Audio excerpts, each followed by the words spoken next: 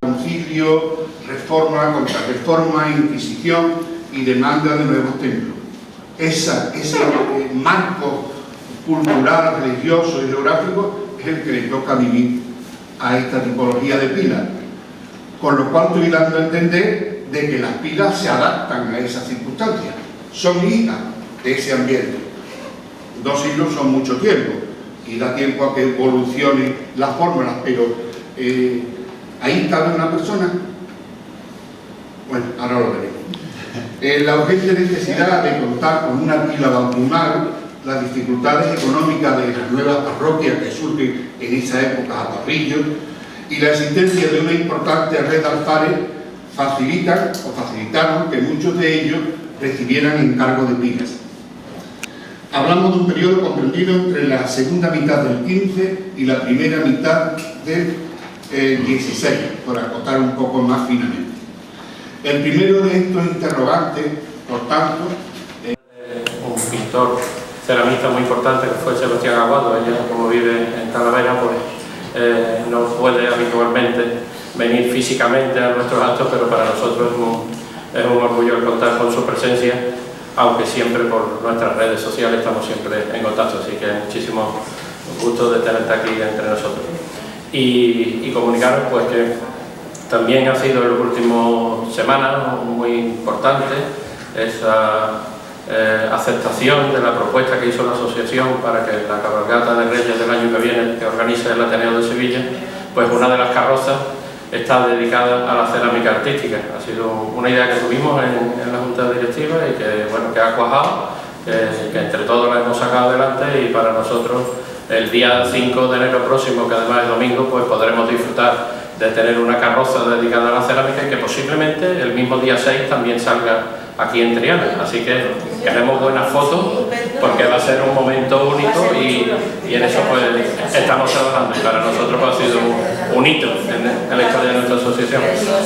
También informaros de que estamos trabajando en el ciclo de conferencias del año que viene. Ya está la Junta Directiva acordando más o menos los temas y las líneas que os daremos oportuna cuenta en el momento que lo tengamos más controlado, que Jesús sigue en contacto con los nuevos directores y responsables tanto de este centro de cerámica como del distrito Triana, y que va a coincidir la próxima y última conferencia de este ciclo de otoño, que tendrá lugar el último domingo, el 17 de noviembre.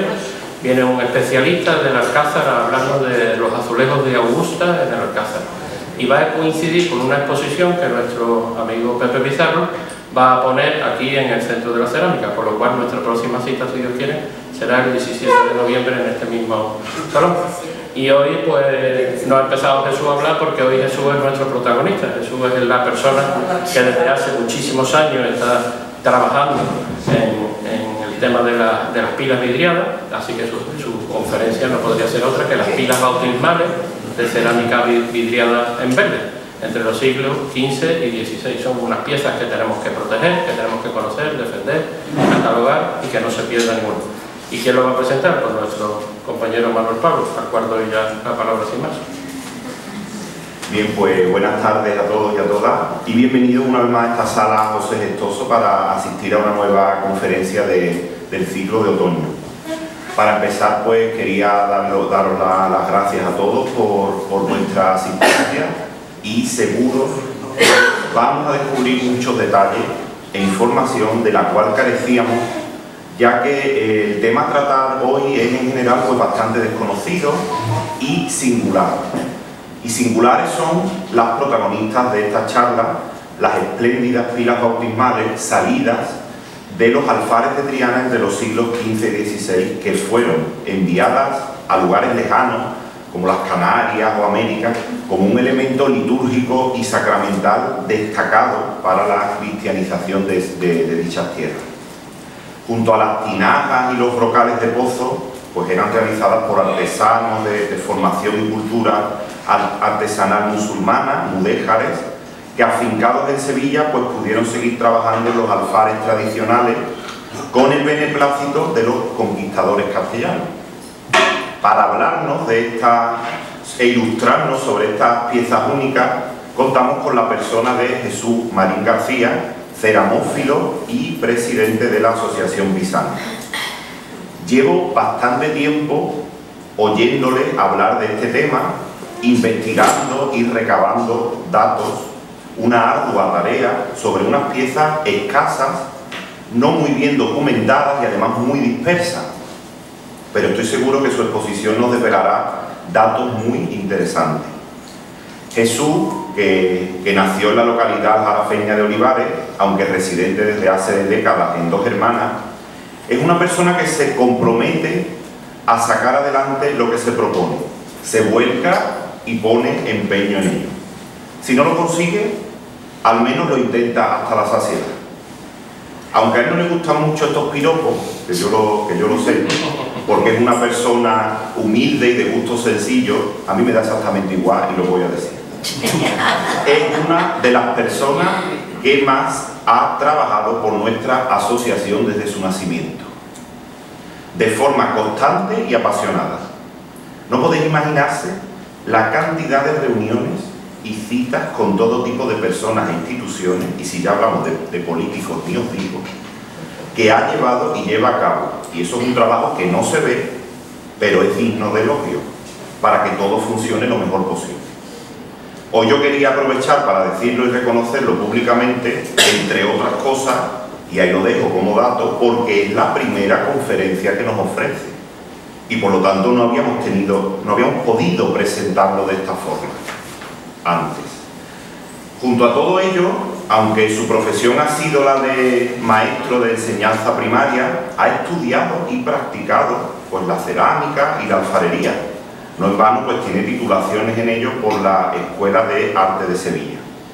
A Jesús le gusta y le atrae la cerámica en sus múltiples facetas, la trabaja y la estudia.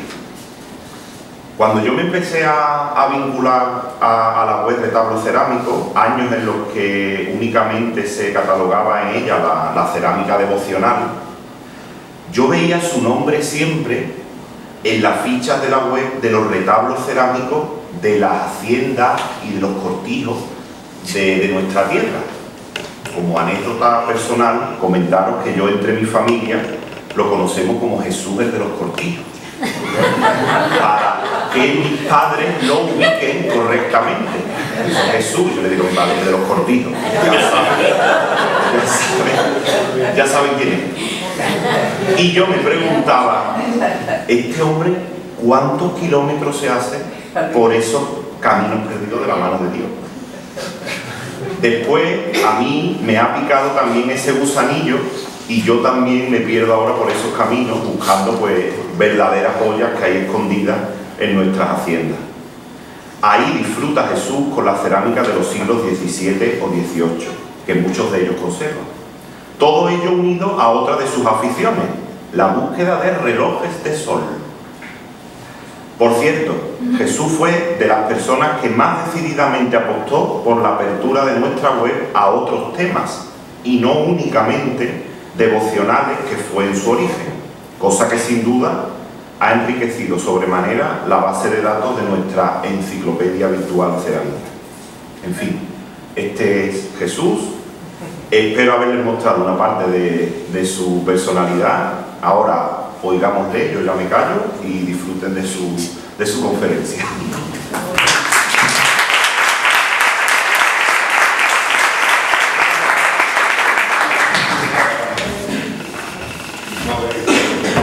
Muchísimas gracias a Martín y a Manuel Pablo, con los que trabajamos diariamente este mundillo de los barrios vidriados. Y a mí me gustaría presentaros a las verdaderas protagonistas de la conferencia. Lamentablemente no son las originales, como podéis suponer, pero son un ejemplo plástico de lo que vamos a intentar escudriñar esta mañana. Se trata de dos reproducciones que han llevado a cabo los alumnos de la Escuela de Arte, Escuela de Cerámica de Gelbe, ya hace años que la hicieron, y una es aquella que me interesa que estuviera presente, al menos físicamente aquí, una pila de origen toledano, es la que se conserva, bueno, procede del Salvador, creo, y se conserva en el Palacio de Santa Cruz, está expuesta en el Museo de Santa Cruz de Toledo. Es una pieza que requiere, en cualquier exposición que se precie, va en busca de ella. Hay otras del mismo estilo, hay 7 u 8 localizadas en Toledo, pero esta reproducción es lo suficientemente llamativa por su forma, como tendremos ocasión de comentar esta mañana. Si veis la gran diferencia con la otra, es que esta tiene una boca circular y aquella es poligonal, de 8 lados. Esa es la gran diferencia, o una de las grandes diferencias entre una tipología de pila toledana, de producción toledana, y de la producción sevillana. Bueno, sevillana, lo ponemos en cuestión lo otro. Lo cierto es que me gustaría simplemente en la presentación resaltar que en el labio superior de la pila del Salvador hay una leyenda en latín que dice: quien creyere y fuere bautizado será salvo, y quien no creyere será condenado. Curiosamente, esa misma lectura, esa misma epigrafía, se contempla en la cenefa de la pila de la iglesia de San Bartolomé de Jaén, también en latín. Y hay otra pila similar a esta, con pequeñas variaciones también de producción, creo, que es de Jaén, que la lectura la tiene ya traducida, está en castellano, en la pila de la iglesia de Santo Domingo de la localidad de Torres, de Jaén. Pero en fin, hecha esta presentación, decirle a Manuel Pablo que no he encontrado desgraciadamente en ninguno de los cortijos y haciendas que he visitado pilas bautismales, entre otras cosas porque las pilas bautismales son patrimonio de la parroquia, ni de ermita, ni de oratorio, ni de otro tipo de construcción religiosa, excepcionalmente puede que en algunos. Lo que sí, hace poco tiempo he podido documentar e encontrar, porque esto es muy complicado, que en la hacienda de Quinto, de la localidad de Dos Hermanas, en Monte Quinto, hay una hacienda. En la hacienda había una iglesia y en la iglesia había una pila. Y esa pila, como todas las pilas, fueron eliminadas en el siglo XVII. Pero hay constancia documental, referencia documental, de que en ese cortijo, posiblemente porque el nivel de población que tenía alrededor aconsejaba la presencia de una iglesia con capacidad, con permiso para poder bautizar. Pues presentadas quedan ellas y la conferencia en general. A la hora de enfocar esta aproximación, porque así he querido llamarla, no una conferencia, sino aproximarnos a este fenómeno de las pilas bautismales de cerámica, me surgen diversos interrogantes que considero que deberían aclararse previamente. Está claro que partimos de un hecho singular y claro. Esta tipología de piezas se dan en una época determinada, siglo XIV final al XVII, aunque esa horquilla habría que construirla un poco y limitarse XV, XVI, en un marco geográfico muy determinado, que es Toledo y es Sevilla, y a lo mejor hay alguna cosita por ahí en Aragón, pero de esta tipología, fundamentalmente en la zona de producción, Toledo y Sevilla, en un contexto cultural y religioso muy convulso. El descubrimiento de nuevos territorios, de las Américas, la gran campaña de evangelización que se lleva a cabo no solamente en América, sino en Canarias, bueno, incluso internamente también, con toda la problemática de judíos, en fin, de moriscos, cismas en la propia Iglesia Católica, concilio, reforma, contrarreforma, inquisición y demanda de nuevos templos. Ese marco cultural, religioso y geográfico es el que le toca vivir a esta tipología de pilas, con lo cual estoy dando a entender de que las pilas se adaptan a esas circunstancias, son hijas de ese ambiente. 2 siglos son mucho tiempo y da tiempo a que evolucionen las fórmulas, pero ¿Ahí cabe una persona? Bueno, ahora lo veremos. La urgente necesidad de contar con una pila bautismal, las dificultades económicas de las nuevas parroquias que surgen en esa época a Porrillo y la existencia de una importante red de alfares facilitaron que muchos de ellos recibieran encargo de pilas. Hablamos de un periodo comprendido entre la segunda mitad del 15 y la primera mitad del 16, por acotar un poco más finamente. El primero de estos interrogantes, por tanto, era el nombre, y de ahí que le haya puesto en principio a la intervención las pilas bautismales de cerámica vidriada en verde. Lo de verde no es un capricho mío. Lo cierto es que la tipología está clara, son pilas bautismales de barro vidriadas en verde. Este color, el color del esmaltado, es común en todas ellas, con las salvedades que tendremos ocasión de comentar. Por tanto, la intervención se va a centrar en este tipo de piezas. Pilas bautismales verdes, entiéndase de cerámica verde o vidriada en verde. A diferencia de otras coetáneas, las elaboradas en los alfares torelanos, como ya he dicho antes, estaban recubiertas de un vidrio blanco y presentaban esa forma poligonal bien diferente a las que salen de los alfares de Triana. Se trata de una definición, por tanto, creo aceptada y compartida también por mucha gente, principalmente por los lugareños, principalmente los canarios, de aquellas pequeñas parroquias donde se conserva orgullosa y milagrosamente una pila verde, su pila verde. Tal es el caso de la localidad canaria del Gala, a la que los parroquianos les gustan hablar de su pila verde, así la llaman, la pila verde de Galdar. Y ocurre lo mismo con la que se conservan en la iglesia de San Miguel, en la localidad canaria de Valsequillo, recientemente restaurada, o la que se conserva muy cerca de aquí en la parroquia de Nuestra Señora de las Virtudes en Conil de la Frontera, a la que también los parroquianos le llaman la pila verde de Conil. Esta misma adjetivación, la de verde, la utilizan también los historiadores que se han ocupado de estudiarla en los últimos años. Así, Lorenzo Santana Rodríguez escribe un artículo que titula Las pilas verdes de la laguna y los sauces. O Elena Sosa Suárez escribe Pilas bautismales sevillanas en las Islas Canarias. O Jesús Hernández, en fin, una serie, pero fundamentalmente son estudios muy localizados en la existencia de este tipo de pilas en las Islas Canarias. Este vidrio verde era común en la época y lo utilizaban los joyeros y tinajeros para recubrir e impermeabilizar toda suerte de cacharros, no solamente las pilas, también las tinajas, los brocales de pozo, o como comenta Gestoso, también para recubrir una especie de quesera, él le llama una quesera, yo no he visto ninguna, es decir, que por ahí había alguna, me gustaría verla.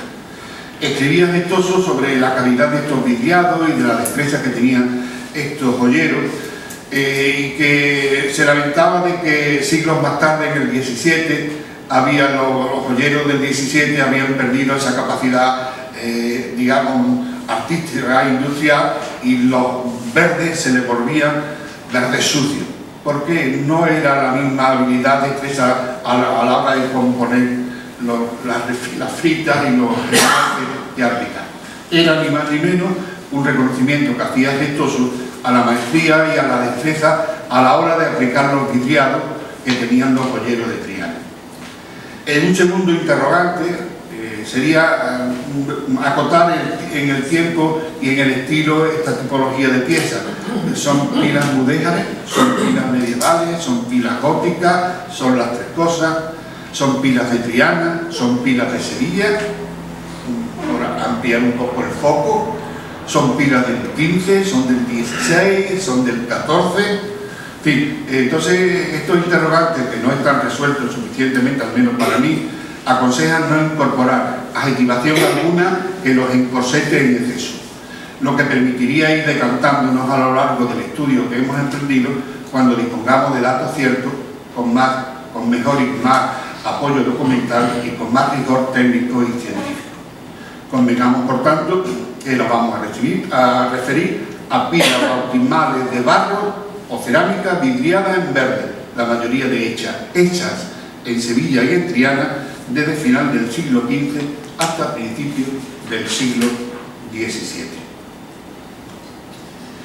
En relación con la zona de los alfares sevillanos, en los que se producían este tipo de productos, he dejado de limitar. Esto es una tontería que yo lo comente aquí, porque todo el mundo lo sabe, ya que durante estos siglos existían hornos y talleres a ambos márgenes del río. Entonces, cabe la duda de que dónde estaban producidas las pilas, en qué talleres, en qué zona de la ciudad. Lo digo por ser presuntuoso decir que son trianeras. A lo mejor había que cuestionar también ese vocablo, ¿no? De todas maneras, si seguimos a Gestoso cuando hace referencia a un maestro de pila o un maestro de azulejo y de pila, hablando de Fernán Martínez Guijarro o de Hernando de Olmero, hace referencia a que estos tenían sus talleres en Triana, y por tanto podemos suponer de que la gran mayoría de los talleres estaban en esta orilla del río. La ubicación exacta, lo mismo sería necesario un estudio en profundidad que no en el momento de esta intervención. Junto a estos dos, pues está claro, Juan Sánchez Bachero es el único que se permite la chulería, creo yo, porque no lo entiendo de otra manera, de firmar en el siglo XV una pila que ha hecho él y pone su nombre, como podréis ver o podéis ver en los documentos que os he entregado. De todo este bichillo que a mí me entró, pues lo tiene Gestoso y la gente, entre otros Alfonso Pleguezuelo. Uno de los alicientes para el estudio de estas piezas, por un lado, es el interés que despertó en mí la lectura de la historia de los barros vidriados sevillanos, cuando hace referencia a esta pieza en el capítulo 6. ¿Se ve? ¿Se sigue? Bien. También otro, la contada y escasa bibliografía existente, a excepción de los diversos trabajos que sobre pilas bautismales sevillanas en las Islas Canarias y alguna otra publicación sobre las pilas malagueñas, muy interesante lo que se escribe de las pilas malagueñas. Hay que referir también que nuestra asociación, la Asociación Niculoso Pisano, le ha dedicado en los últimos años 2 espacios en la sección de piezas del mes. En una ocasión para presentarnos la pila de la iglesia de Santiago en la localidad de Castilleja de la Cuesta, y hace un paréntesis, cuya representación iconográfica con elementos decorativos, las figuritas de santos y animales, se le ha extraído una copia en escayola y están ahí para que la podáis apreciar al final, porque ha habido un intento de restauración, ya os comentaría esto. Esta pieza del mes de su parroquia, de la parroquia suya de Santiago Castilleja, la hizo Manuel Pablo en abril del 2004. Posteriormente, el profesor Alfonso Pleguezuelo nos deja un excelente artículo sobre la pila bautismal de la iglesia de San Pedro en el barrio del Mortero, porque le dan por decir que a la pila le dicen mortero. Podríamos comentar el tema, porque da la imagen de que es un gran mortero para morterar cualquier tipo de producto. Se publicó en marzo del 17. El mismo Alfonso Pleguezuelo nos ha dejado reflexiones y comentarios en diversas publicaciones. También el retablo cerámico incluye fichas y referencias de 5 de ellas, 4 de procedencia trianera y una toledana. Y no puedo dejar de pasar la ocasión por citar el trabajo reciente de fin de máster que ha defendido en la Facultad de Geografía e Historia de la Universidad de Sevilla la profesora Estefanía Matarín Gutiérrez sobre las pilas bautismales de barro vidriado de producción andaluza. Ella extiende el contexto territorial hasta toda Andalucía, que ha dirigido el profesor Juan Clemente Rodríguez Estero. Asimismo, el trabajo de fin de grado sobre la pila bautismal de la iglesia de Santiago de Castilleja de la Cuesta, dirigida por el profesor Pleguezuelo y presentada por José Manuel Jiménez Gil Camino, alumno de Bellas Artes de la Universidad de Sevilla en conservación y restauración de bienes culturales. En cambio, me estoy alargando mucho en este punto, hay pocas cosas, aunque parezca que hay 8 o 10 publicaciones, pero es que de las pilas románicas del resto de España, sobre todo de Rioja, de Cantabria, de Navarra, incluso de Trujillo, hay documentación por un tubo. Se han dedicado más a estudiar las pilas otros territorios que nosotros mismos. De ahí que empezar y arrancar estos estudios yo creo que puede ser interesante.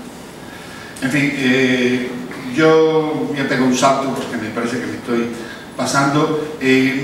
Hacía referencia a la historia de los barrios vidriados y cómo Gestoso de alguna manera se compromete en la defensa de este tipo de piezas, las ilustra y las documenta, algunas con verdadero arte, porque entra en correspondencia con personas de Canarias que le ponen al día de toda esa documentación. Decía Gestoso, ya con esto terminamos un poquito esta parte, que a falta de antecedentes escritos, él había tenido que interrogar a los monumentos y objetos mismos, acudiendo a la olvidada documentación de nuestros archivos, y no satisfecho aún, vistiendo la blusa del obrero, he practicado los alfares frianeros para satisfacer así los impulsos de la afición y del entusiasmo que he tenido en procurar el fomento de un arte industrial que hoy ha alcanzado extraordinario auge. Mucho ha caído desde esos primeros balbuceos del siglo XX, mejor dicho, mucho se ha caído. Y hoy, después de poco más de un siglo, los restos para este arte industrial siguen siendo mayores. Pues bien, retomando la importancia del texto de la historia de los barros vidriados, hay que hacer referencia que en el capítulo 6, donde Gestoso abordó el tema de la cerámica del fines del XV y principios del XVI, la bodega, elaborada por artesanos musulmanes, como decía Manuel Pablo, bautizados, eran del gusto de los políticos, religiosos y nobles cristianos de la época para decorar sus estancias, dotar sus jaguares y ornar sus jardines. De manera muy concreta se detiene Gestoso en ese capítulo 6, pero al mismo tiempo publica un artículo en la revista Ilustración Artística en julio de 1899 sobre esta misma temática. Lo tenéis por ahí en la documentación que se os va a pasar. Es una reproducción trabajada, pero es el mismo artículo con las mismas pilas que él incorpora en ese artículo. Bien, la dificultad que suponía la elaboración de las pilas, sus grandes dimensiones, su rica decoración, atrae su atención hasta el punto que elabora el primer inventario de estas pilas conocidos hasta entonces. Y en ese documento que tenéis, más en el libro de los barros vidriados, las pilas que él cita en relación a son la iglesia de Santiago de Castilleja de la Cuesta, la ermita de la Virgen de Gracias del Chinón, ¿está saliendo eso? Sí. El hospital de San Lázaro, que hoy está en el Museo de Bellas Artes de Sevilla, la de Castilleja de Talara, Fundación Ibarra, pero que también la conocemos como la pila de Casa Galindo, del conde Casa Galindo, la iglesia de San Pedro de Carmona, la iglesia de la Concepción de la Laguna, la iglesia de San Pedro en Breña Alta. Fijaros que, bueno, no tenéis pistas suficientes. Es que lo de la isla de La Palma es curiosísimo. La iglesia de Montserrat, San Gasé, San Andrés y los Sauces de La Palma. La iglesia de Santiago, él decía que estaba en Aruca, pero está equivocado. Él se refería a esa pila, pero la pila no está en Aruca, sino que está en la iglesia del Galdán. La iglesia de Regarreo Alto en Tenerife, que él habla, pero que no existe tal pila, o no existía incluso en tiempo de Gestoso, pero se la comentaron que existía. Y dos pilas, él habla de dos pilas encargadas y enviadas a Jamaica, se le encargaron a Hernando Tornero. Por otro lado,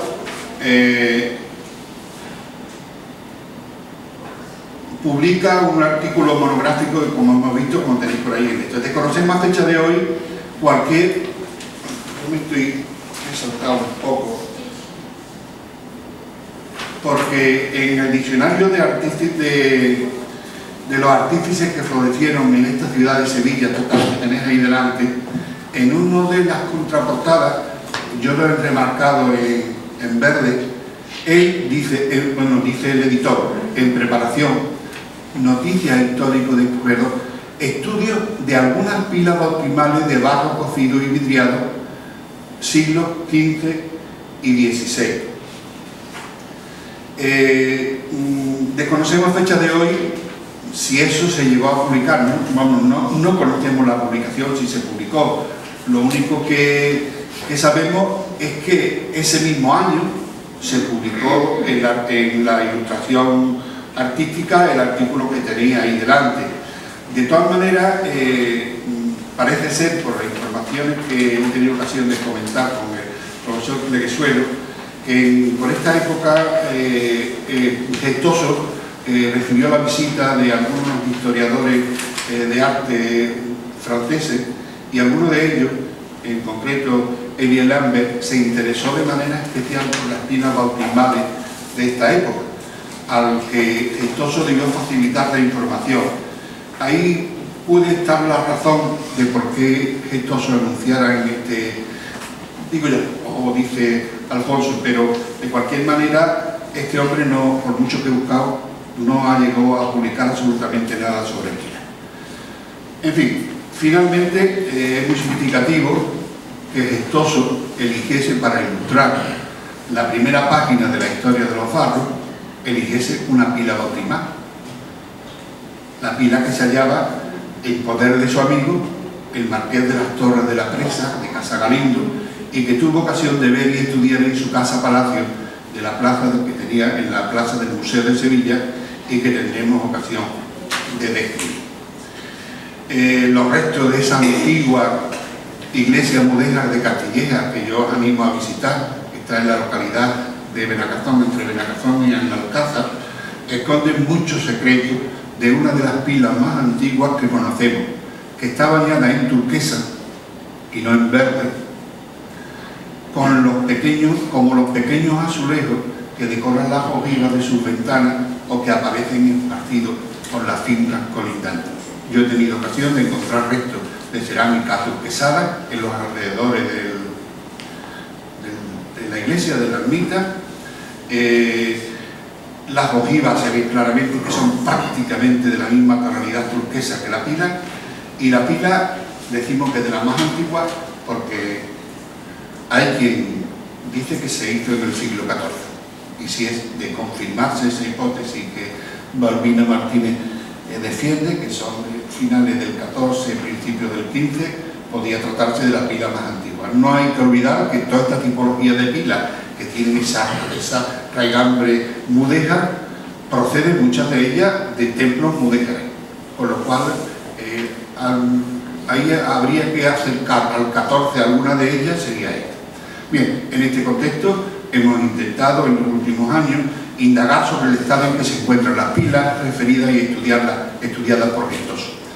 Las localizaciones, el estado de conservación, los usos actuales, restauraciones, investigaciones, y como decía Gestoso, hemos querido bajar al barro, conocerlas y tocarlas físicamente para experimentar una sensación de empatía que nos acercara al taller y a las manos del ollero de donde salieron hace más de 500 años. Imaginar los avatares que han tenido que superar en estos largos años y sentir la satisfacción de que se han convertido hoy en patrimonio cerámico y cultural, del que se sienten orgullosos los parroquianos de esas aldeas y pueblos en las que se conserva todavía su pila verde, en la que se cristianaron sus antepasados.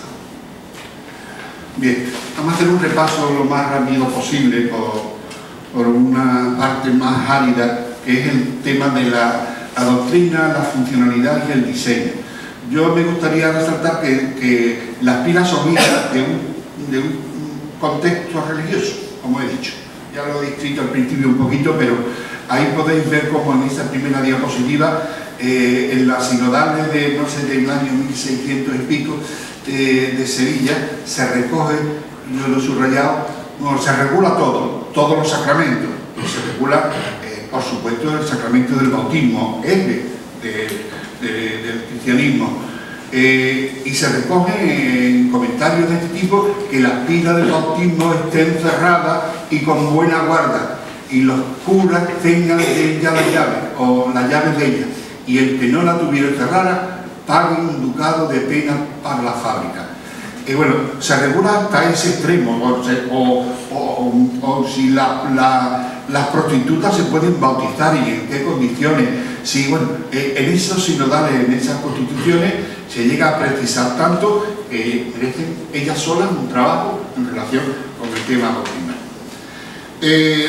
Lógicamente, como ya sabéis también todas y todos, en esta época, anteriormente y en esta época, no siempre se ha bautizado igual. Las formas de bautismo han sido diferentes a lo largo de la fórmula a lo mejor no, pero sí el ritual, incluso la ceremonia, ¿no? En este caso, bueno, ahí es un bautismo de Clodoveo, que es uno de los políticos, de alguna manera, los caudillos del 5, que al convertirse él al cristianismo se convertía todas sus tropas y todo lo que arrastraba él detrás. Y la he puesto aquí para que veáis cómo eran las pilas. Por eso os he preguntado, ¿cabe ahí una persona? Es que antes se bañaban así, se bautizaban así, se metían dentro de la pila, desnudos. Claro, es que si no, tú no entiendes la pila esta hoy, porque si tú ves una pila en una parroquia actualmente, es un plato prácticamente plano. ¿El por qué esta profundidad? Porque ahí o se necesitaba mucha agua o había que meter a alguien. Bien. Entonces, llama la atención escenas como esta, en la que un adulto aparece dentro de una pila, como si de una bañera se tratase. Lo que exige que la copa, que la taza, que el vaso, sea de gran capacidad, sea resistente, porque no se puede romper, y de dimensiones considerables, tal como observamos en las pilas que se conservan de la época. Estas no, porque son copias de otras producciones, pero todas las que hemos visto tienen un grosor de más de 5 centímetros. Lógicamente tenían que asegurarse de que en ese baño, porque tenían que subirse con una escalerita, meterse dentro, en algunos casos 2 o 3 personas dentro de las pilas que eran más grandes, aquello se podía caer y se podía romper. El riesgo tenían que asegurarse que no pasara nada. Bien.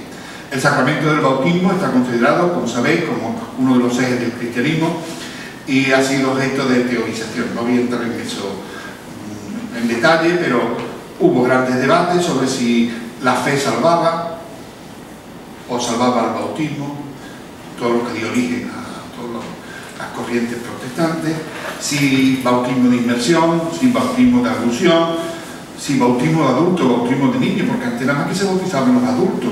Llega un momento en que la Iglesia ha hecho un sínodo, se plantea que el niño con unos 10 días tiene que ser o puede ser bautizado, y eso originó grandes debates, no solamente entre teólogos, sino entre grandes congregaciones. Los franciscanos, los dominicos, los jesuitas tuvieron grandes conflictos teológicos que incluso llegaron muchas veces a las manos, porque de alguna manera ellos reivindicaban ahí también territorio de evangelización. Bien, forma este grupo de sacramentos, como he dicho, la pila bautismal, por tanto, es la puerta que da acceso a la fe. El lugar elegido durante muchos siglos fue la capilla bautismal. En algunos lugares el baptisterio, que habéis visto por ahí fundamentalmente en Italia, muchos baptisterios, que debería estar protegida con rejas. Fijaros hasta qué punto se preservaba la sacralidad de la pieza, que se mandaba cerrar para que nadie entrase. Era un sagrario. Incluso la copa parece un cáliz. Estamos hablando de que a la pila se le daba una importancia tan grande que tenía un protagonismo en la propia parroquia casi igual que el sagrario, hasta el extremo de que el visitador tenía obligación de visitar el sagrario y visitar la capilla bautismal y tomar nota con detalle de todo lo que allí había. Pues bien, la pila bautismal es el objeto esencial e imprescindible de la Iglesia en los primeros orígenes del cristianismo, y así sigue siéndolo hasta nuestros días. Junto a la pila, el agua, los perfumes y los aceites y la luz. Pero sin pila, decía yo, no hay parroquia. Para que haya parroquia tiene que haber una pila, si no será otra cosa, será una ermita, será no sé, un convento, será un oratorio. La pila es básicamente, como tendremos ocasión de ver ahora, una copa o un recipiente para proteger el agua, que es el elemento purificador en el que tendrá que sumergirse el catecúmeno en una ceremonia de iniciación. Ahí he puesto algunos extractos de sinodales en donde se habla de cómo se ha de regular todos esos procedimientos, todas esas copias. No me voy a detener, si acaso en la lectura del final, porque buscando documentación sobre las pilas que hoy no existen ya, pero que existieron, he encontrado y he hablado con el investigador de que, por ejemplo, en la parroquia del Coronil, hablando de la pila bautismal, esta fue traída en 2 carretas, imaginaros el peso, debido a su peso y a su tamaño. Tras ello, la antigua pila fue quebrada y echada al pozo de la parroquia. Ese fue el destino casi común de todas ellas. Ya tenemos ocasión también de comentar que había órdenes expresas de romperla y enterrarla. Así dice el último bautizo que se realizó en esa pila de barro, era de 1687 y fue de un niño que llamaron José, hijo de Luis Pérez de Alara y doña Ana Oso. Bien, pues retomando los tipos de bautismo, y vamos a hacer rápido, el tipo de bautismo por inmersión, ahí tenéis un ejemplo, por buscar una foto antigua, de alguna manera, por decirle algo. Hemos ido al bautismo de una judía que recoge el código rico de las cantigas, el códice del Escorial, en donde se ve cómo la persona no cabe, porque se está produciendo un cambio en la doctrina o en los rituales del bautismo. Ya se permite que la persona se meta desnuda siempre.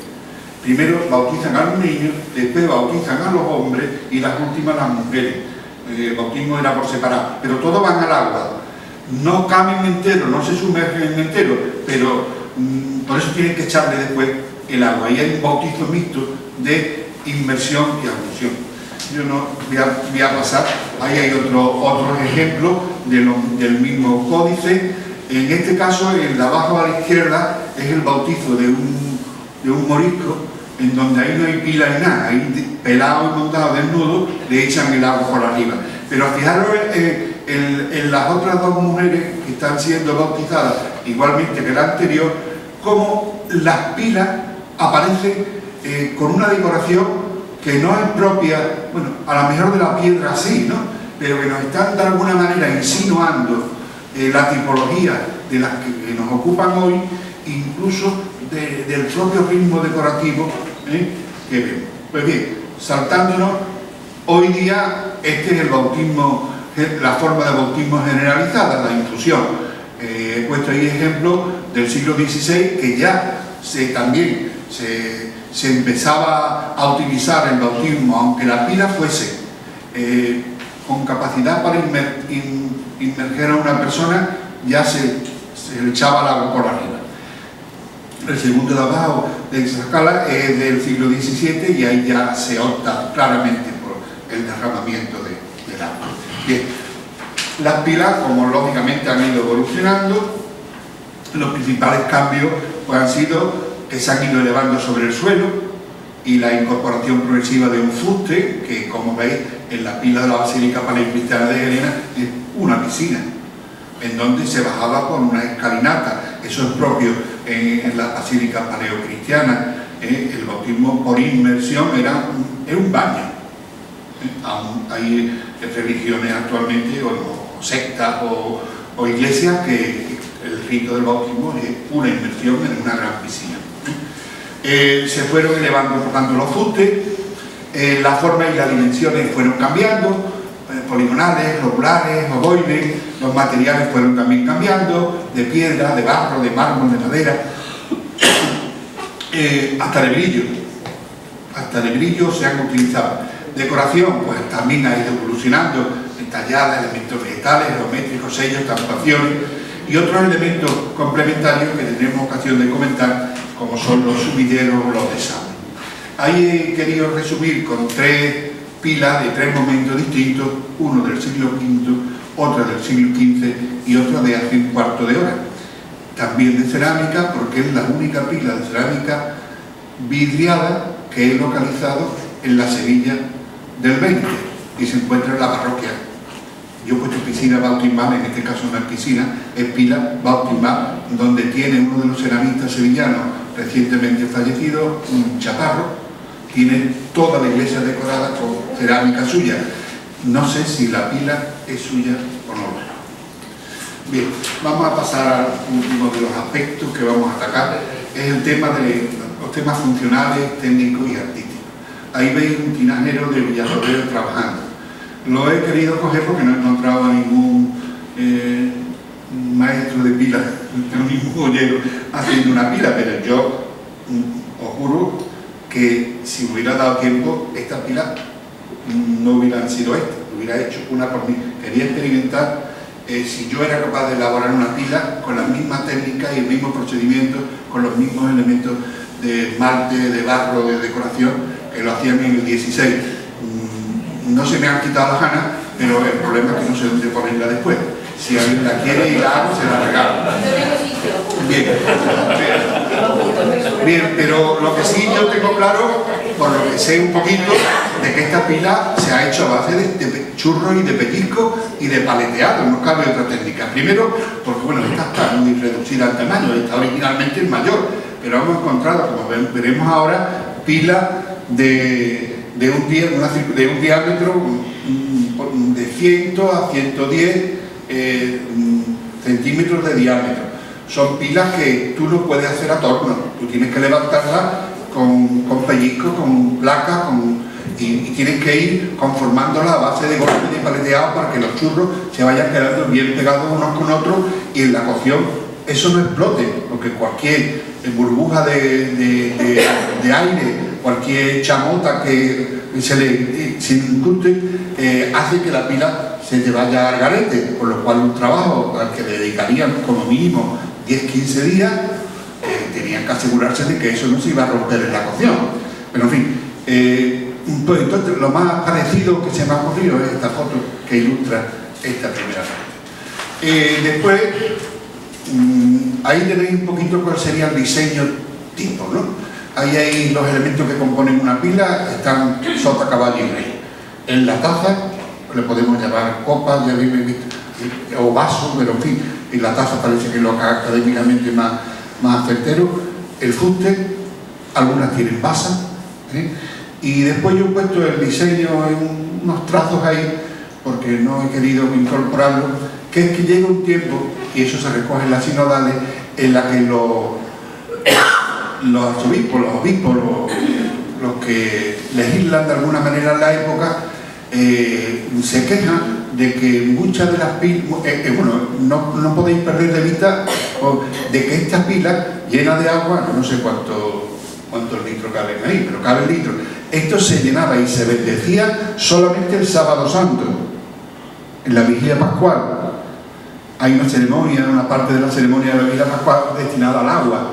Ese agua había de conservarse limpia durante todo un año, de manera de que había una necesidad imperiosa de que aquello no se corrompiese, de que no le saliera verdina, de que no le saliera gusarapo, de que no le entrara polvo, de que nadie con ningún tipo de enfermedad capilar o en su cuerpo, porque se seguían metiendo desnudos, pudiera contaminar el agua de la pila.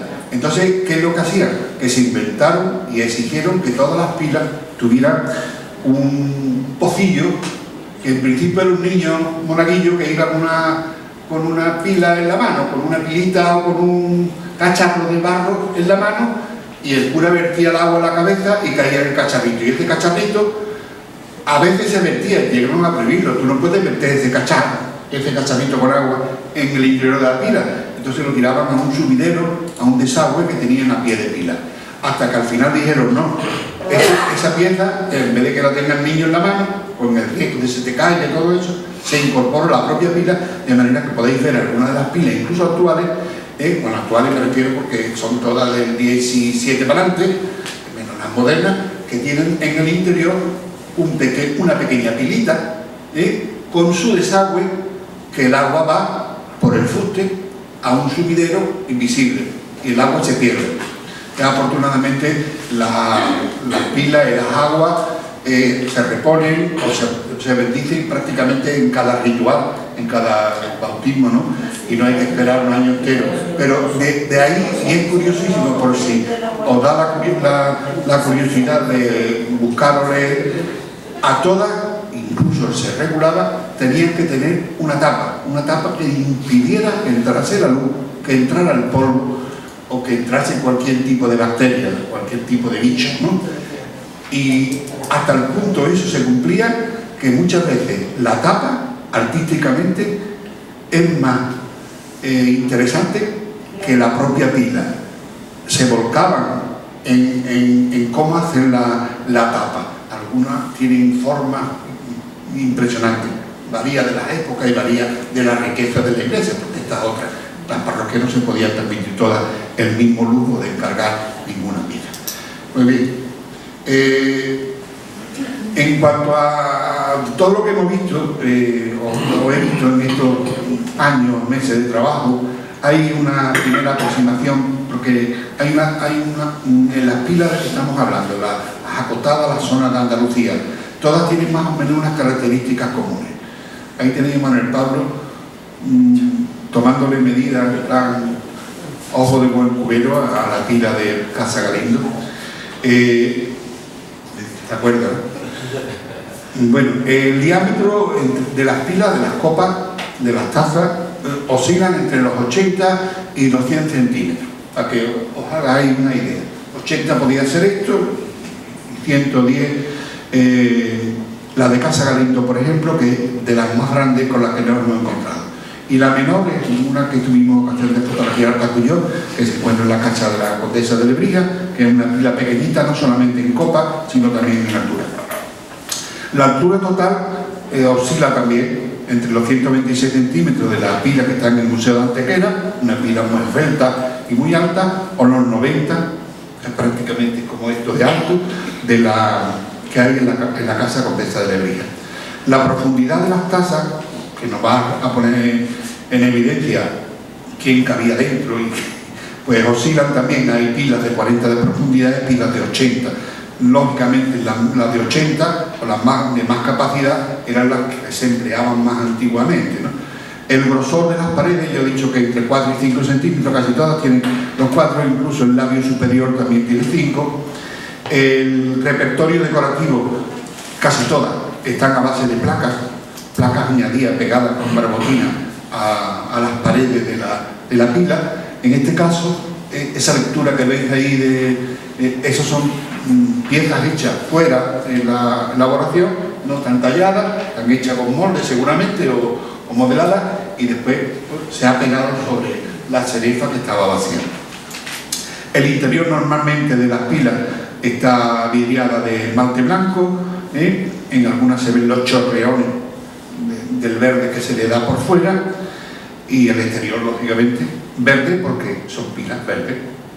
Bien. Muchas de ellas, no todas, porque eso es una de las cosas que empezó a llamarme la atención, tienen en la propia pila, sin necesidad del apósito pequeño, tienen un subidero. Entiendo que ese agua había que renovarla en muchas ocasiones y era más fácil quitar el tapón, darle larga, echar agua nueva, porque en vez de vaciarla con... Bien.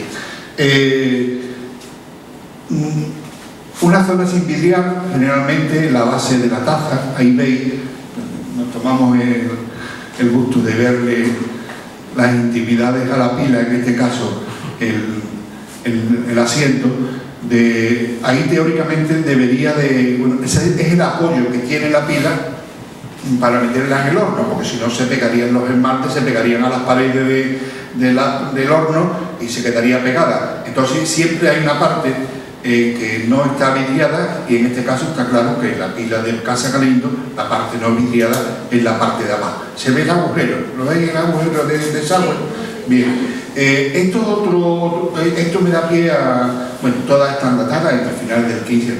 Me da pie a un comentario que es cómo se cocían las pilas.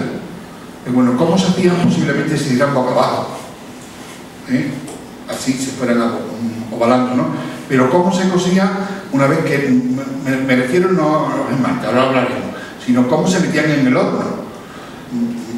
Los hornos tienen que ser muy grandes. De hecho, estas pilas son más pequeñas que las originales porque los hornos donde se han cocido no tienen la anchura de boca. La anchura de boca de los hornos que hay abajo son 70. Si estamos hablando que las pilas más pequeñas tienen 80 centímetros, no cabe una pila por una boca.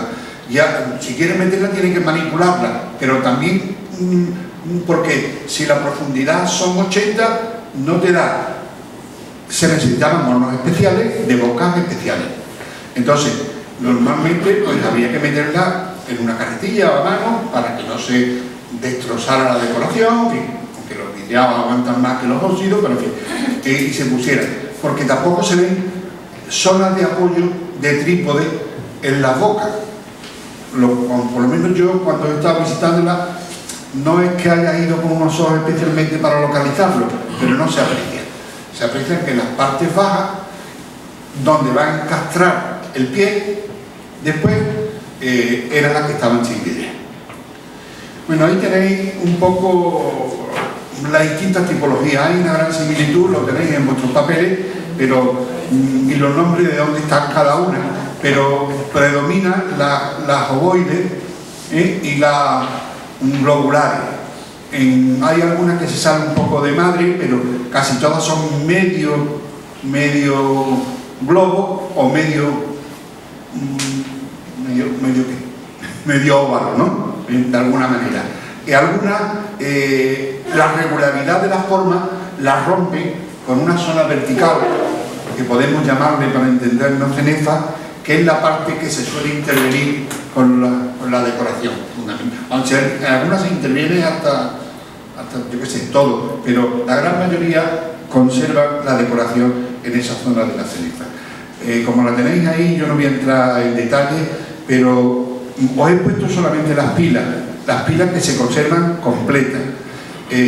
Podíamos hablar, ya lo hablaremos un poquito más adelante, de que hemos localizado fragmentos de pilas y trozos de pila de pie por lo menos en 10 o 12 lugares, que creo que hay que sumarlos a este inventario. La construcción, pues ya lo hemos dicho, los barros que hemos encontrado o que hemos podido identificar, pues los hay más ocre, los hay más rojizos. No hay que perder de vista de que para que las pilas fuesen resistentes, los barros tenían que ser muy refractarios de alguna manera, para que lo entendáis, ¿no? Entonces los barros había que irse a las tierras más rojizas, que eran más ricas en desengrasantes y que por tanto aguantaban mejor después cualquier golpe en la manipulación, en la limpieza, en el traslado. Bien, la técnica de decoración, ya lo he dicho antes cuando vimos lo de Villarrobledo, fundamentalmente churro y paleteado. La decoración toda añadida con barbotina prácticamente. Hay algunas que son sellos, que lo comentaremos, hay algunas que son intervenciones, algunas incluso modeladas, porque la pila de San Pedro de Carmona, tengo mis dudas de cómo se pudo elaborar, porque eso está claro que no parece que sea molde, que hay una intervención artística y por eso se permitió la chulada de firmarla. Bien, las intervenciones se hacen lógicamente en dureza de cuero. Bien, en cuanto al tema de los esmaltes que se emplean, voy a pasarlo también un poquito de refilón. Había que impermeabilizarla porque son recipientes para contener agua, no se puede dejar sin vidriar, no son búcaros, para entendernos, ¿no? Sino que tenían que cumplir la función para la que son creadas, es para albergar agua durante un año. Entonces cualquier filtración, cualquier grietita, cualquier cosa que pudiera filtrarse el agua ya la inutilizaba. Esa se caía y había que sustituirla o se parcheaba como fuera, ¿no? Pero en este caso se vidriaba. Los esmaltes propios de la época, el verde característico, por lo que he podido preguntar por ahí, porque hoy se comercializa el verde, ahí hay una plaqueta de lo que hoy se comercializa el verde, que son los mismos, técnicamente más.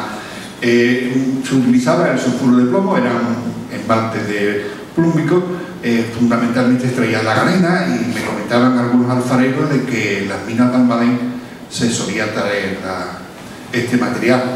Otra parte fundamental era la arena,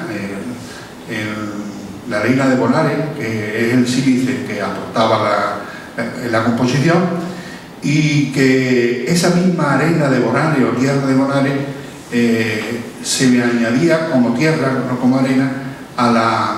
Bueno, ahora lo vemos. El fundente se utilizaba sal marina y después el óxido de cobre para ponerlo verde, ¿no? Si la pieza tenía que tener alguna connotación de otros tonos, se podía utilizar el manganeso y el hierro, pero eso ya nos va a dar unas tonalidades de verde que no son las que estamos comentando hoy. Bueno, ahí vienen distintas fórmulas que no creo, vamos de tiempo regular. La gran mayoría de las pilas tienen unas decoraciones, las pilas de esta época, eso me gustaría también distinguirlo, porque te vas a pilas del siglo XIII, siglo XII, en donde son de piedra y la decoración es una decoración muy elemental. Bueno, la gran mayoría de las pilas de nuestras parroquias. Hay catedrales que tienen auténticas obras de arte y hay pueblos que tienen auténticas maravillas de pilas de piedra. Las pilas después del 17 son pilas, la gran mayoría de mármol, casi todas una decoración muy elemental, muy fría, como la propia piedra, ¿no? Algunas más trabajadas porque se requería presumir de pilas. Pero en este tipo de piezas de que estamos hablando de barro, se utiliza una decoración muy llamativa, todos a base de elementos, pequeños elementos, moldeados o bien con moldes que ya se tenían en madera o en hierro o en propio barro, con sellos. Y fijaros que los alfares, lo que se llama colas, mantuvieran una tradición mudéjar, y la permisibilidad de las autoridades para con estas prácticas artesanales permiten que en el repertorio decorativo aparezcan elementos de marcado carácter mudéjar. Y te encuentras sellos o piececitas con unos elementos totalmente mudéjar, y te encuentras en otras pilas elementos totalmente cristianos. Tenemos ocasión de verlo, aunque a lo mejor no merece la pena entrar en tanto detalle. Yo, de todas maneras, es una opinión que mantengo. Yo no creo, por mucho concepto de la simbología y de la interpretación que tuviese la sociedad de la época, interpretar que todos estos elementos decorativos tuvieran detrás una simbología intencionada, y que eso se le transmitiera al ollero para que así construyera la piececita que significaba longevidad, resurrección, nueva vida, gracia. Me cuesta trabajo asumirlo, Yo pienso de que, no sé qué prefiero equivocarme, porque que ellos podían tener en sus talleres un amplísimo repertorio de sellos o de moldes, y que cuando le encargaban una pila pudieran elegir el que iba a encargársela. Me pones esto, igual que se hacen o se hacían los talleres cuando tú ibas a encargar una pieza. A lo mejor en algunos casos había una intencionalidad muy concreta, que es que la persona que encargaba la pieza, el donante, tuviera un capricho, o el párroco, o el obispo, o el fraile que encargaba, tuviera un capricho y dijera: pongo un cordón franciscano, porque yo soy franciscano y voy a donarla. Ponle una llave de San Pedro, porque la iglesia es de San Pedro y tiene que aparecer. Pero esos son elementos que aparecen muy de pasada, y no en todas. Hay una constante que son piñas por un tubo, flores de lis por un tubo, niños Jesús o niños desnudos, completo, de cuerpo completo, o caras, o solamente el rostro, leones, sellos de conchas marinas. O sea, una diversidad que, si no en una o en otra pila, la coloca. Yo no quiero desear, hay un trabajo muy interesante sobre la simbología de la pila de Nuestra Señora de Gracia, que es la que más variedad de elementos tiene, pero llega un momento en que creo que se pasa, que es la que está abajo del todo, ¿no? Bueno, ahí hay un ejemplo. Bien. Ahí tenéis lo que mantengo, porque si fuese una simbología cristiana para colocar en las pilas, ¿por qué la van a colocar en una tinaja? ¿Por qué la van a colocar en un brocal de pozo? Y sin embargo, los mismos elementos, si se dais cuenta, las piñas aparecen en el volcán de Pozo de la Condesa de Lebrija. En la parte de arriba hay unas caritas que son las mismas caritas muy parecidas que hay en la pila del Galdar de abajo. Los anagramas de Jesús Hombre Salvador o el ramo de azucena, el jarrón de azucena que aparece en esta tinaja de la Condesa de Lebrija se repiten y aparecen en el pie de la pila bautismal de Triguero. En los elementos el taller lo colocaba donde creía más conveniente, y por eso yo interpretar en clave de símbolo toda la decoración de estas piezas a mí en principio me parece excesivo. En cuanto a localización, bueno, las que tenemos localizadas, que han sido 26 piezas completas, han ido a parar o fueron a parar a todos estos sitios. En la zona de Portugal, bueno, ahí está Santalecho de Restalasao, el valle de Matamoros, que está cerca de Jerez de los Caballeros, en Moguer y en Almonte, en la provincia de Huelva. Después en Canarias hay una gran profusión, hay en la isla de Gran Canaria y en Tenerife, en La Palma hay 5 pilas, me parece, en Madeira, en la Ponta del Sol, en Funchal, hay una, y esto nos da pie a que la ruta hacia América obligatoriamente pasaba por estas islas, y que posiblemente parte de los cargamentos de pilas era porque aprovechaban esa ruta y depositaban las pilas, los encargos en esos territorios. En el resto de Andalucía tenemos en Coniluna, en Jerez, gracias a la compañera que nos facilitó la información, han aparecido restos de algunas pilas que se encuentran en el museo. En Cádiz también hay en el museo algunos restos.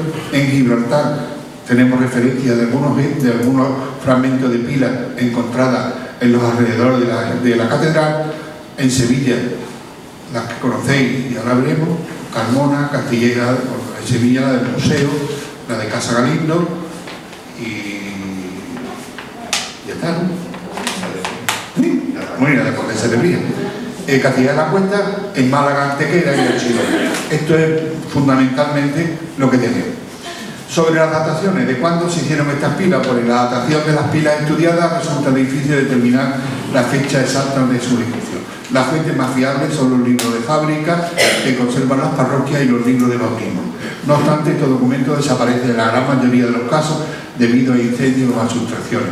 Otra fuente de interés son la construcción de los templos, lo que nos permite estimar por aproximación que se dotaría en esa misma época con una pila bautismal. De eso sí hay más datos, y por tanto podemos aproximar en una horquilla de 10-15 años la datación de la pila. Otra fuente importante son los libros de visita que se llevan a cabo periódicamente y que registraban el estado de las pilas, y en caso de tener que ser sustituida por otro de mármol se hacía constar expresamente en el mandato final de la visita. Afortunadamente disponemos de datos fiables de determinadas piezas que nos sirven de tazones. La palabra no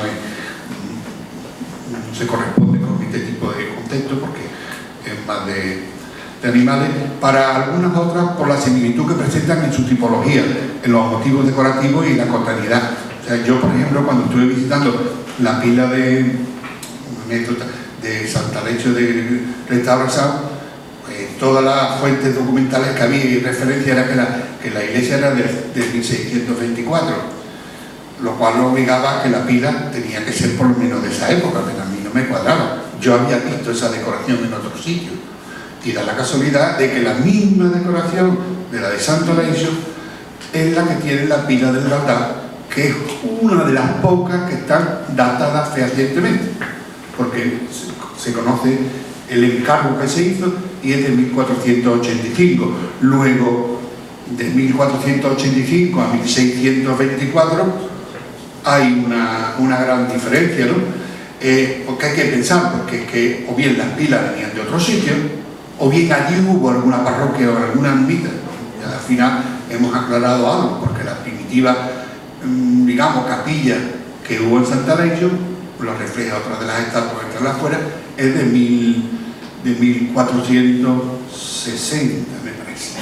En fin, que ahí tenemos elementos, tazones, como yo he dicho, para ir datando de alguna manera esas pilas. Para que tengáis la foto, digamos, actual, la iglesia de Santiago del Galdar, La Palma, 1485. La iglesia de Concepción de la Laguna, 1556. La iglesia de San Pedro de Carmona, 1492. Hay por ahí una referencia, si alguien tiene interés yo se la comento, del encargo de la pila. Y aparece en el libro de fábrica de esa misma fecha, de 1492. La iglesia de San Pedro en Breña Alta tiene que ser anterior a 1552, porque el año 52 se construye la iglesia. Archidona, hay quien la data, es horquilla del 86 al 500. Yo no creo que sea tan fundamental la data exacta. Yo creo que con una horquilla de 15 o 20 años nos podemos dar con un canto en los dientes, ¿no? Pero en fin, los sauces, el templo se consagra en 1515, luego en esa fecha tenía que haber pila. En Breña Alta se consagra el templo en el 39. Bueno, así, Puntillana. Castilleja de Talara, Martínez Cabiró dice que del 14, pero no aporta ningún dato documental, ¿no? También dice ella que en la zona de Osuna todos los pueblos tenían su pila del condado, y no hemos encontrado, ¿verdad, Luis? En el ducado de Osuna no hemos encontrado ninguna pila de barro por ninguna de las localidades. Pero en fin, en referencia, vamos terminando ya, en referencia con todas las pilas estudiadas, presentan una profusa decoración a base de elementos añadidos a la superficie. Se han relacionado, se han contabilizado. Lo tengo por aquí, porque esto es fundamental para el trabajo. Uno a uno, pila a pila, motivo a motivo, en un cuadro de entrada, el motivo y la pila. De tal manera de que salen, si uno arriba, 3 arriba, 4 abajo, 62 elementos decorativos diferentes. Digamos, serían las 62 plantillas que tenían los alfares en sus manos, en su repertorio, para colocarlas, porque no creo que hicieran, cada vez que le encargaran una pila, hicieran porque me imagino, en Sevilla, en esta época he estado viendo y había en torno a los 254 parroquias con pila. Es de suponer que, si no todas, en un 50% tendrían su pila. O sea que hoy son 20, pero posiblemente en esta época estaríamos hablando de 400 o 500 pilas fácilmente, ¿no? Bueno, pues con este tipo de documentos nos podemos permitir cuáles son los elementos decorativos, los que se repiten más fácilmente, porque no solamente cuando se repiten varias pilas, no se repite solo uno, se repiten 2 o 3, con lo cual estamos hablando de que salieron del mismo taller, y si no en el mismo año arriba o año abajo. Bien, así que esto es muy importante tenerlo claro. Afortunadamente lo tenemos resuelto. En muchos casos esos elementos son idénticos, en varias pilas, lo que nos sugieren efectivamente que salieron del mismo taller, y hay elementos únicos utilizados solamente en una pila. Me voy a detener, bueno, en una pila. La de San Pedro, por ejemplo, las 2 llaves, nada más que la tiene San Pedro, de La Palma. Hay unas pilas que tienen, y son 3 pilas. Bueno, son 3 pilas, no, curiosamente. Una es la tinaja de la Condesa de Lebrija, el pie de pila de Almonte y el pie de pila de Triguero. Los 3 tienen un elemento que no tienen ninguna otra, que es un caballito de mar, un hipocampo. Pero el mismo tamaño, la misma postura, el mismo ritmo, por lo cual está claro que esas 3 piezas eran del mismo taller. El sello nada más que lo tenían ellos. Bueno, pues esto te lo permite ver una entrada de este tipo. Algunos elementos decorativos tienen una relación, como ya he dicho, con la arquitectura persona. Bien, los elementos decorativos, ahí tenéis un muestrario, porque en las fotos que os he dado no las apreciáis bien, son elementos vegetales, hay animales, esos cardos, por ejemplo, este cardo que hay aquí, esta especie de tablín que hay aquí, está ahí, y lo tienen en Castilleja, pero es que lo hay 7 u 8 pilas más, ¿no? Las piñas, elementos sola, en racimo de 3 en 3, gruesas, de los pinos piñoneros, alargadas de otro tipo de pino, pone de manifiesto que los pinares deberían de estar muy cerca para que cogieran esos moldes para sacarle el águila de San Juan, elementos de la naturaleza como las conchas, más águilas, botones, abstracciones, sol, estas caras que yo digo, en fin, es una serie de elementos que ahí a título de simplemente de muestra esos pequeños infantes que sí pueden tener una simbología más grande o más clara sobre la pila, porque lo que se bautizaban eran niños, era el nacer a la vida cristiana, puede que esa simbología sea más clara. Los castillos tienen una connotación que no son muy cristianas, que son más bien mudéjas, pero están en la misma pila, o sea, se mezclan las botonaduras, pues que la hizo le dio por poner botones. Esta carita, por ejemplo, pues es difícil de ver, pero está en la pila de San Lázaro que hay en el Museo de Bellas Artes. No se repite frecuentemente, porque aquellos son piñas casi todos. Bueno, aquí la tenéis en la pila del museo, la siguiente, la segunda línea, los 2 primeros son. Bien, el hipocampo, ¿lo veis aquí? Sí. De la segunda fila al último, bueno, se ve mal por la luz.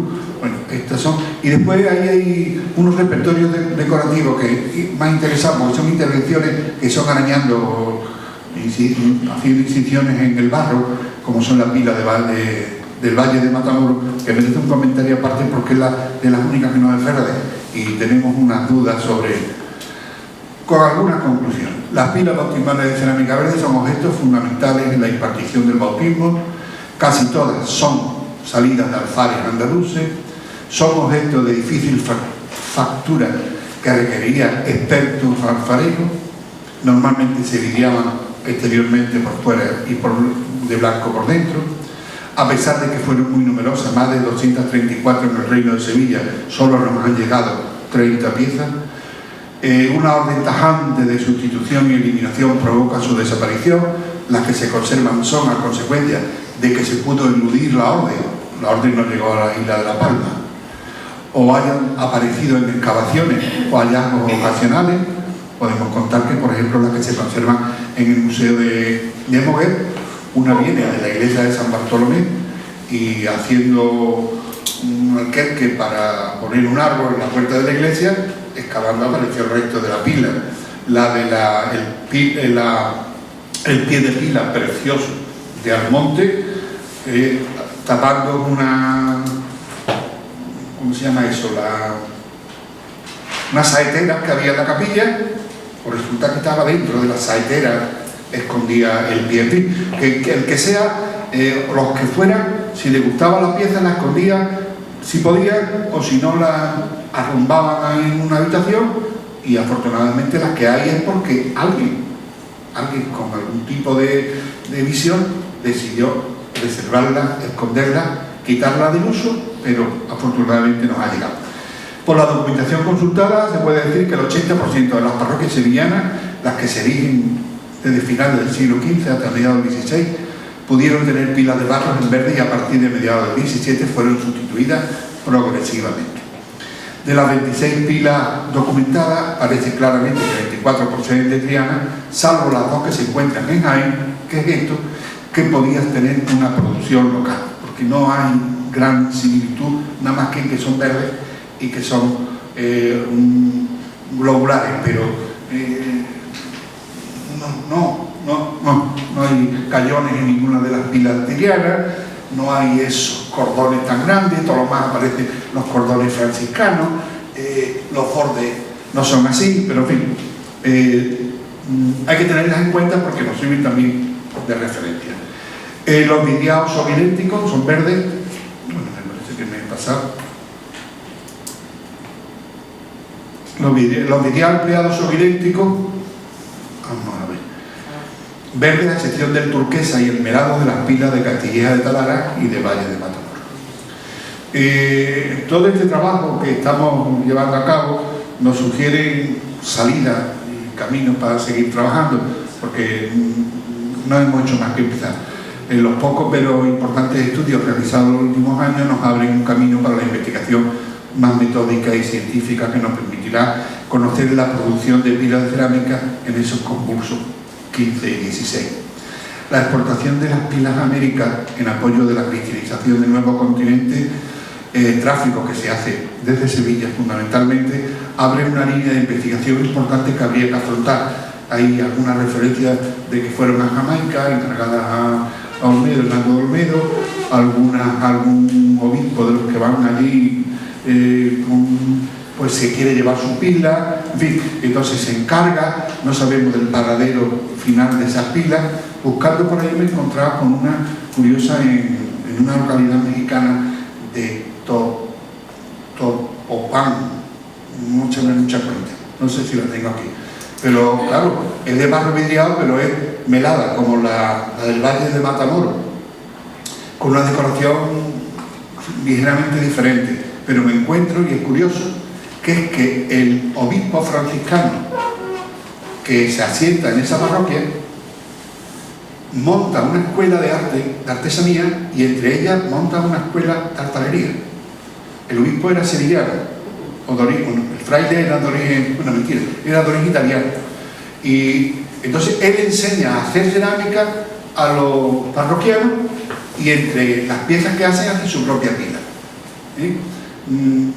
Bueno, hay muchas cosas de este tipo. Bueno, importante resulta asimismo conocer cuántas piezas pudieran ser de anticuarios, y habría que estar pendiente de lo que se pueda ofrecer en las ferias de antigüedades, en ventas online, fundamentalmente por tenerlas localizadas y poder comparar. Lo único que sabemos es, a mí me ha llamado la atención, por ejemplo, que los coleccionistas privados que conozco, bueno, la Condesa de Lebrija tiene dos, esa y otra más pequeña que no la he comentado porque tiene otra tipología, pero el Instituto Valencia de Don Juan,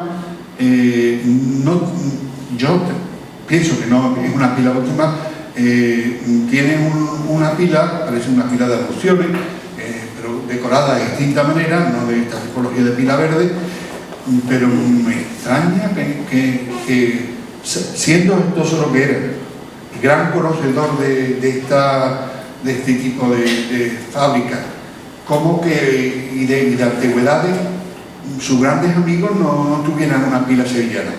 En el Hispanis de Nueva York hay una pila, pero es de este tipo, es toledana, que se la facilitaría otra persona. Me resisto a pensar que no haya pila en otro sitio, al menos que yo no conozco, posiblemente haya gente que la conozca, ¿no? Pero en fin, importante igualmente será dar a conocer y colaborar con otras personas que estén investigando esta tipología de piezas. Y paso muy ligero porque ya no merece la pena seguir. Algunas pilas singulares, ahí tenéis un detalle de la pila del Hospital de San Lázaro, por decirlo de alguna manera, para que lo entendáis. Voy a hacer comentarios así un poco pintorescos. La iglesia de San Lázaro de Mudéjar, cuando se queda abandonada, como está hoy el hospital, se la donan al ayuntamiento, el ayuntamiento la recibe y la recibe, interviene gentoso en la rotulación, en la restauración y en la rotulación de ese traslado, de esa salva de la pieza. Se llevó al Museo Arqueológico y el Museo Arqueológico se expone en el Museo de Bellas Artes. Nada más que entrar a la sala primera, se topáis con la pieza. Es preciosa. Para mí, la más completa, la mejor conservada. Esta la amiga de la que está aquí, fijaros que tiene forma más ovoide, esta debería ser también ovoide. La única diferencia es que la grafía está en castellano, ya traducida, y sustituye las claves chinas que tiene esta por unas pequeñas bellotas o piñas. Bueno, esta es la pila de San Lázaro, que estaba comentando antes. Fijaros el detalle de la carita de Jesús que hay ahí perdida. Ahí son piñas, hay un arabesco ahí. La pila de Casa Galindo, hay unos detalles decorativos, como hay relieve, y hay bajo relieve hecho con sello, con estampaciones de castillos, de pequeños pájaros que son decoraciones completamente mudéjanas. O sea, estamos hablando de que posiblemente la pila sea la más antigua y habría que colocarla en el 14. Ojalá aparezca algún dato que así nos lo confirme. La más profunda, la más trabajada, la más perfecta, de la que chulearía yo también, le pondría mi nombre, y si yo tengo un sello, una tiara papal, también se la colocaría como se la colocó Juan Sánchez Bachero. Lamentablemente no está bien expuesta, está metida en una vitrina. Ahí parece que se bautizó el beato Juan Grande. Sí, en todas las pilas que se conservan se bautizó a alguien. En una que no está en este repertorio, aparece por ahí que se bautizó la mujer del hijo de Cristóbal Colón, de Hernando Colón, que la mujer era de la localidad cordobesa de Trasierra. Había una pila muy sencilla, pero de esta época, una tal Beatriz de Arana, y que fue la concubina, de alguna manera de decir, porque él estaba casado y después tuvo relaciones con esta lugareña, y de ahí nacieron hijos. Y dice, la pila donde se bautizó la amiga de todas tienen una historia. Bueno, tiene nuestra lauda, tiene la suya también. Fijaros la pila de Archidona, qué riqueza decorativa. Eso es para llevarse allí estudiándola un siglo, pero ahí se pasó el decorador. Ahí una cosa es el error vacuo y otra cosa es que son todo el repertorio y se lo ponemos aquí. Con lo cual, ¿qué interpretas tú de esa pila? Es muy bonita. La pila de la Laguna, la reina de la señora, junto con la del Museo de Bellas Artes. Ahí he puesto un detalle del color del rojo, del ocre, porque ahí está desprendido el esmalte del labio y se puede apreciar el color. Son grandes piñas, colocadas de distintas maneras, con ritmo, bueno, grandes sellos también. La pila de la derecha son las dos portuguesas. Esta, la pila de la izquierda, es la de Punta do Sol, sobre la Punta do Sol, en Madeira, en la isla de Funchal. Lo único que he podido, lógicamente no he ido a verla, con otras manos, pero hay un señor, Joao Lizardo, que ha escrito varios artículos sobre esta pieza, y hay una apreciación que él hace de que es que la pila incorpora en su elemento decorativo una hamsa, una mano de Fátima, de la que hemos tenido ocasión de comentar Pilar y yo, porque parece que es un poco rebuscada. La mano, si la veis, es esa pieza de ahí. Hay la primera línea son unos, no sé, creo que son unos leones. La segunda, que se repite muchas veces, que no he conseguido el primer plano, es una mano, pero está invertida, curiosamente. Pero sin embargo, él la compara con otras representaciones abstractas de la mano y la referencia a algunas cosas que aparecieron en unas excavaciones en uno de los pozos del castillo de Silve. De cualquier manera, esto podía ser interesante para acercarnos a alguna datación todavía más antigua, no porque en sí el elemento decorativo sea importante, ¿no? Está claro que es trianera porque repite muchos de los motivos, las piñas, esos botones, y la otra es la pila de Sant'Alessio de Restaurasao. Sobre esta pila comentaron que es extraño la ubicación porque por situaros en la frontera de España y Portugal, en Rosal de la Frontera, si nos ponemos en Rosal con dirección al norte, tendríamos en España, teníamos Encinasola. Pues justamente haciendo frontera con Encinasola está la localidad portuguesa de Barranco, y a 8 o 10 kilómetros de Barranco está Sant'Alessio. Sant'Alessio forma parte de la línea de la contienda, la línea de división de España y Portugal. Fue un territorio siempre ocupado por los castellanos, de tal manera que hacen ellos una identidad y un orgullo patrio de las peleas que mantuvieron con nosotros. Y el por qué está una pila de Triana en una localidad portuguesa, la única explicación que en ese tira y afloja histórico de ocupaciones constantes, he leído que algunos de los que conquistaron en una época eran una tropa que fue desde Sevilla. Habría que seguir investigando, porque yo tengo claro de que esta pila es del 15 y no es del 17. Bien. Estas son las atrocidades. La de Topepán de México, fijaros cómo es, la que hizo teóricamente el alumnado de este fraile que enseñó alfarería, y esta, la del Valle de Matamoros, que está en la provincia de Badajoz, al lado de Jerez de los Caballeros, también muy profusa de decoración. Los elementos, muchos de ellos son comunes a los que se ven en las pilas verdes, y hay un gran problema, que es que si por un lado aparece el exceso de óxido, de hierro, que le da ese carácter melado, por otro lado, en las zonas más profundas aparecen verdes. Entonces, no he sacado...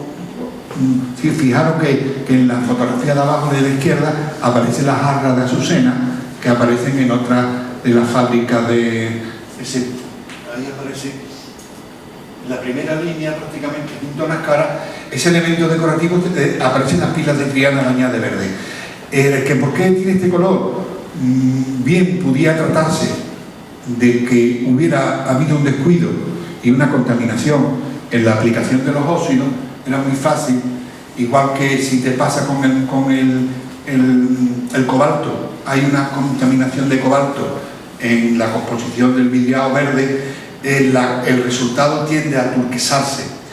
No creo que fuera el caso de Casa Galindo, pero en este caso me inclino que aquí había una contaminación de hierro y el verde se melara de alguna manera.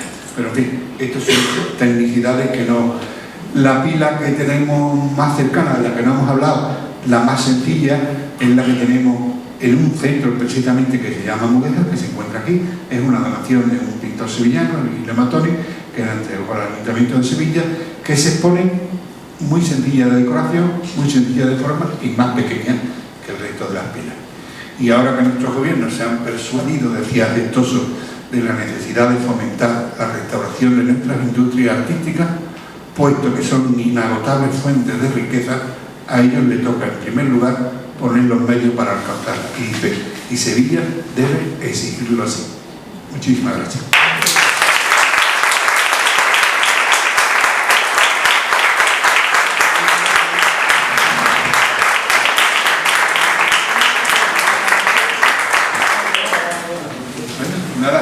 Bien, pues muchas gracias, Jesús. No sé si alguien...